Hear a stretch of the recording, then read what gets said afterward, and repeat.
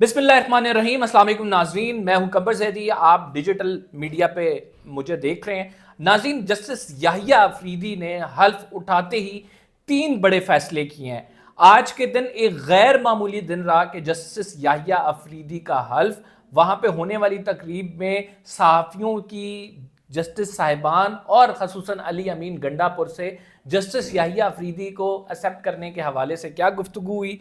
Justice Yahya Afridi के जो 3 orders हैं, उन्होंने, आप ये कह सकते हैं कि जो गेम खेली गई थी, जिनको साइड लाइन करने के लिए गेम खेली गई थी, उन्हीं को बीच में गेम के ला के खड़ा कर दिया। हुकूमत के हाथ पैर, मैंने आपको बताया कि जस्टिस याहिया अफरीदी और फुलाएंगे, उसकी वजूहात हैं। क्या वजूहात हैं वो मैं आपको बताऊंगा।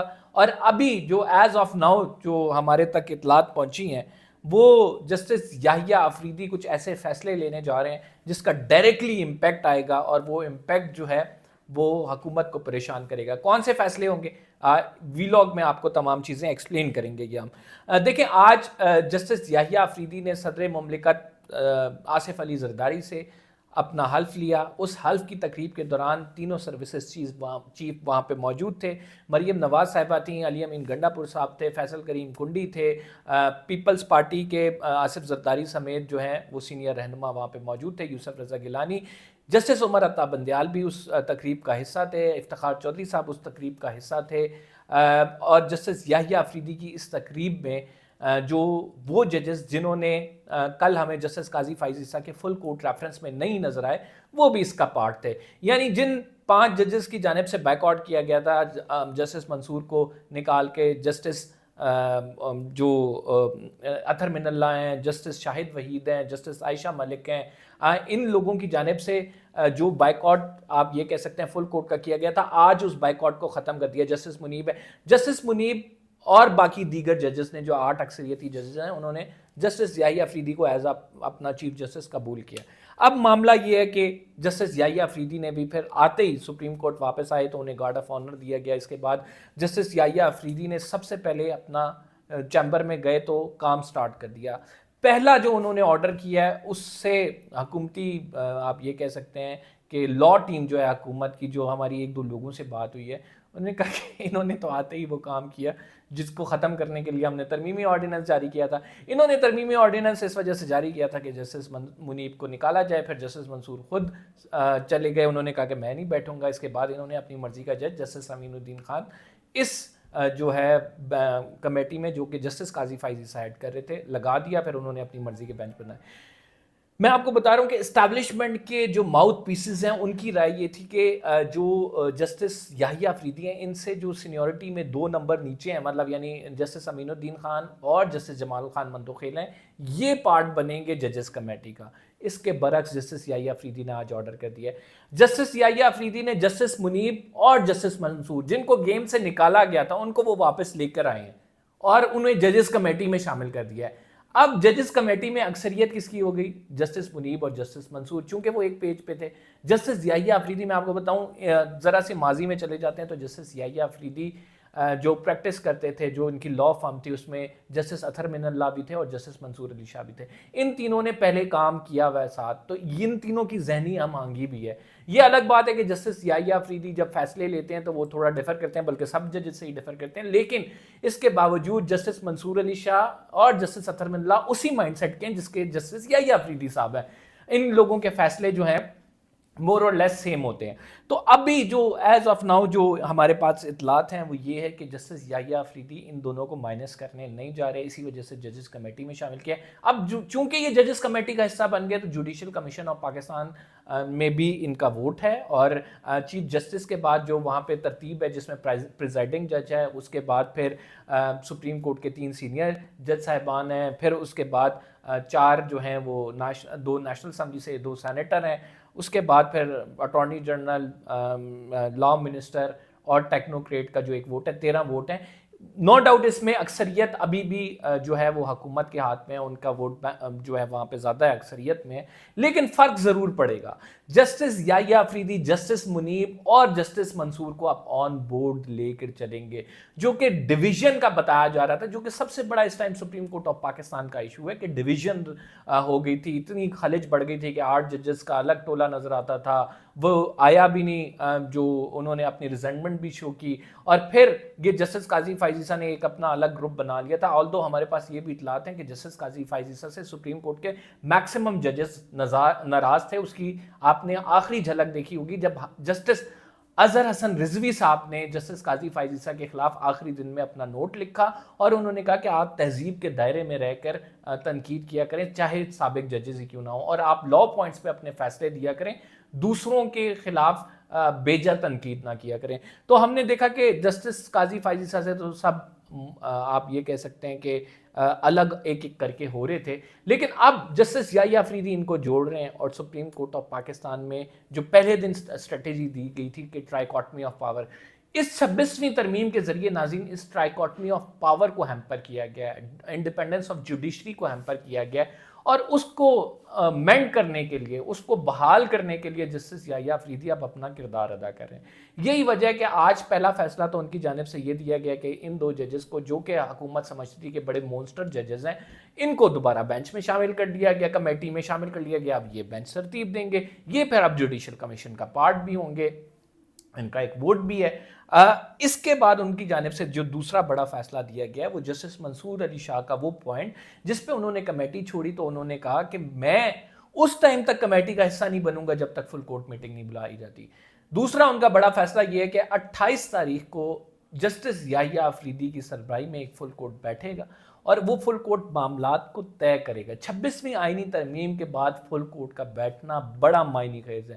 جسٹس جو قاضی فائز عیسیٰ ہیں، ان سے مطالبہ کیا جاتا رہا، یہ بڑے آپ کو پتہ ہے کہ چیمپئن بنتے تھے کہ میں نے اپنا اختیار چھوڑا ہے اور میں نے اپنا اختیار جو ہے دیگر ججز میں بانٹا ہے. کون ایسا چیف جسٹس ہوتا ہے جو اپنا اختیار چھوڑے؟ تو ان سے جب کہا گیا جسٹس منصور نے کہ اب ایک آرڈیننس آیا ہے تو اس پر تمام لوگوں کو بٹھا کے اپنے سپریم کورٹ کے آپ وہ بات کریں کہ یہ اس آرڈیننس کو کس طرح کرنا ہے، ججز کمیٹی کس طرح چلائی جائے گی، لیکن انہوں نے نہیں بلایا. جسٹس یحییٰ افریدی نے پہلا کام ہی یہ کیا کہ جو ہے بلایا، اور پھر جسٹس یحییٰ افریدی کا جسٹس منیب کو کمیٹی میں شامل کرنا ہے. اس کا مطلب ہے جسٹس قاضی فائز عیسیٰ کی جانب سے جو 17 وجوہات بتائی گئی تھی کہ جسٹس منیب کام نہیں کرتے، چیمبر ورک پہ چلے جاتے ہیں، یہ سپریم کورٹ پہ ایک طرح سے بوجھ ہیں، اپنے بڑوں سے بدتمیزی کرتے ہیں، جوڈیشل کمیشن میں ایک رکن سے انہوں نے بدتمیزی کی، تو وہ تمام جو ہے جسٹس یحییٰ افریدی نے رد کر کے کوڑے کی ٹوکری میں ڈال دی ہیں اور ان کو بنایا جو ہے ججز کمیٹی کا حصہ.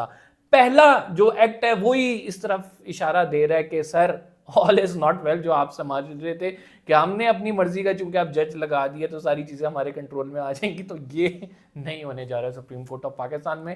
عمران خان صاحب کے لیے خوش آئند ہے.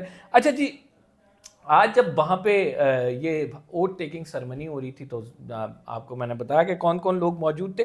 تو علی امین گنڈا پور صاحب کو صحافیوں نے گھیر لیا اور علی امین گنڈا پور صاحب سے صحافیوں نے سوال کرنے شروع کیا. انہوں نے کہا کہ جو سب سے پہلے ان سے کویشچن کیا گیا وہ میں آپ کو ایک ایک کر کے پڑھ کے بتا دیتا ہوں. علی امین گنڈا پور سے پوچھا گیا کہ آپ ایوان صدر اور بشرا بی بی کے لاہور کے بجائے پشاور جانے کی وجوہات بتا دیں گے. آپ ایوان صدر میں آنا اور تقریب حلف برداری میں شرکت کرنا کیسا لگا؟ تو علی امین گنڈا پور صاحب نے جواب دیا کہ چیف جسٹس میرے علاقے کے ہیں، پھر دعوت نامہ بھی وصول ہوا تھا جو شرکت مناسب جانی. اس کے ساتھ انہوں نے کہا کہ جب جسٹس منصور علی شاہ نے خود قبول کر لیا ہے تو ہم شرکت کیوں نہ کرتے. یہ جسٹس یحییٰ افریدی کے بارے میں کہہ رہے ہیں. پھر صحافی نے سوال کیا کیا مستقبل میں وفاق کے ساتھ ایسے رابطے جاری رہیں گے؟ علی امین گنڈا پور نے اس کا جواب نہیں دیا. پھر صحافی کا سوال، کیا آپ نے بشرا بی بی کی رہائی میں کوئی اپنا کردار ادا کیا ہے؟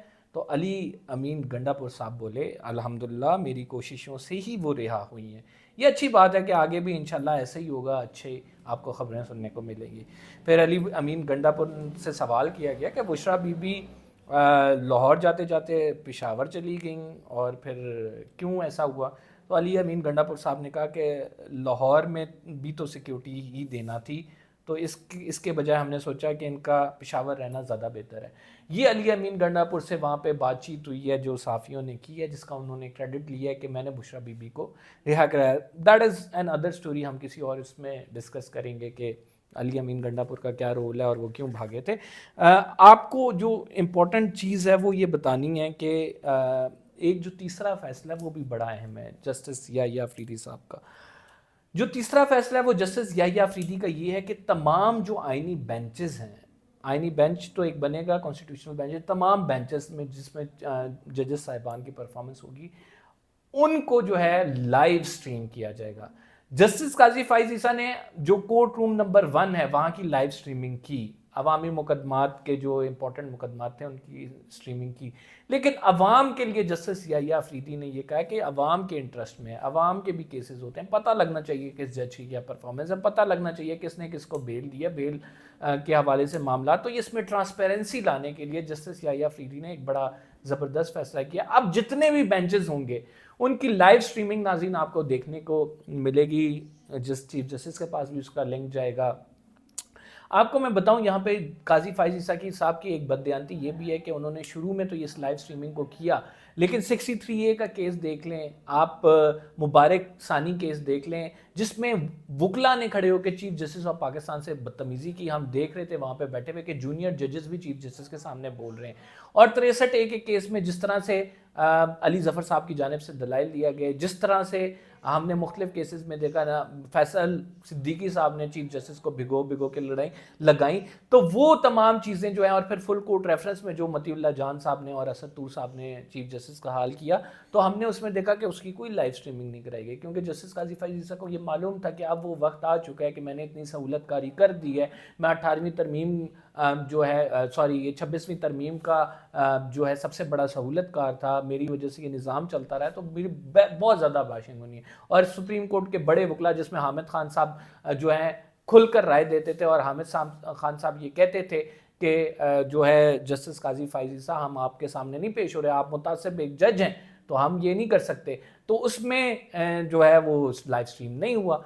तो एक बात बड़ी वाज़ेह हो गई कि जस्टिस काजी फाइज ईसा के दौर में जो भी चीज़ें की गई वो अपने मफादात के लिए की गई। अनफॉर्चुनेट था बड़ा, हम ये एक्सपेक्ट करते हैं कि जस्टिस याहिया अफरीदी के फैसले, जो कि आज पहले दिन से ही फैसलों में नज़र आ रहा है, उसमें सुप्रीम कोर्ट की ये जो डिवीजन है इसको कम कर दिया जाएगा, ताकि इंडिपेंडेंस ऑफ जुडिशरी। अब आपको मैं ये बता रहा हूं अभी कि अगर जस्टिस याहिया अफरीदी अपने इन दो जजेस के साथ खड़े हुए हैं, जस्टिस मंसूर और जस्टिस मुनीब के साथ, तो एक्सपेक्टेशन ये भी है कि ये जो है वो उन 6 जजेस के साथ भी खड़े होंगे जिन्होंने सुप्रीम कोर्ट ऑफ पाकिस्तान में लेटर लिखा। जस्टिस याहिया अफरीदी के उस टाइम के रिमार्क्स मौजूद हैं जब वो इस केस को सुन रहे थे कि इस तमाम मामले को ये बड़ा सेंसिटिव मामला, इतना हसास मामला है कि इसको देखा जाना चाहिए, इस पर अगर जजेस की जानिब से आ रही है तो सवाल ये पैदा होता है कि हुकूमत क्या कर रही है। तो जस्टिस याहिया अफरीदी के उस टाइम के रिमार्क्स भी ये मौजूद हैं। और अब हम देखेंगे कि जस्टिस याहिया अफरीदी अब आ गए हैं, उनका बड़ा इम्तिहान है कि 6 जजेस की जानिब से जो लेटर लिखा गया उसका क्या करते हैं। आईनी बेंच में लगेगा, ज़ाहिरी बात है, तो उसमें चीफ जस्टिस चूँकि हेड ऑफ जुडिशल कमीशन भी होता है चीफ जस्टिस, फिर अगर कोई बेंच बनेगा, आईनी बेंच का हेड कोई भी होगा तो चीफ जस्टिस सीनियरिटी पे है, वो भी शामिल होंगे, जस्टिस मुनीब और जस्टिस मंसूर का भी हो सकता है उसमें पार्ट हो। तो बड़ा इंपॉर्टेंट हो जाएगा अब सुप्रीम कोर्ट में आने वाला दौर, जितने मर्जी इंपॉर्टेंट केसेस हों उसमें अब बेंच की फॉर्मेशन बड़ा मैटर करेगी। जस्टिस याहिया अफरीदी मैं ये समझता हूँ अपने दौर में ये तासुर नहीं जाने देंगे जो जस्टिस काजी फाइज ईसा के दौर में गया, उसको मिनिमाइज करने की कोशिश की जाएगी, चीज़ें बेहतरी की तरफ लाने की कोशिश की जाएगी, खलिज को कम किया जाएगा, और आइंदा आने वाले दिनों में आप तहरीक इंसाफ को रिलीफ मिलता भी बहुत सारे केसेस में देखेंगे। ये एज़ पर माई अंडरस्टैंडिंग जो कुछ इन्फॉर्मेशन है उसमें, जैसा आपने देखा बुशरा बीबी को रिलीफ मिला, फिर उस्मा साहिबा और वो उनकी बहन जो है अलीमा खान साहिबा वो बाहर आ गई, तो आगे कुछ आप चेंजिंग देखेंगे कि आपको सुप्रीम कोर्ट ऑफ पाकिस्तान में चेंजिंग मिलेगी। फिलहाल के लिए इतना ही, इंशाल्लाह अगले व्लॉग में आपसे मुलाकात होगी। ये कुछ खबरें थी जो हमने आपके साथ शेयर की। जस्टिस याहिया अफरीदी का बड़ा धमाका खेज दिन, इस पूरी दिन की हमने आपको तफसीलात बता दी, कुछ मजीद अपडेट्स होती हैं। चैनल को सब्सक्राइब करना ना भूलें, कंबर जैदी को सब्सक्राइब कर लीजिए। इंशाल्लाह आपको कोशिश ये होती है क्रेडिबल इन्फॉर्मेशन आप तक पहुँचाई जाए। अल्लाह ने के बाद।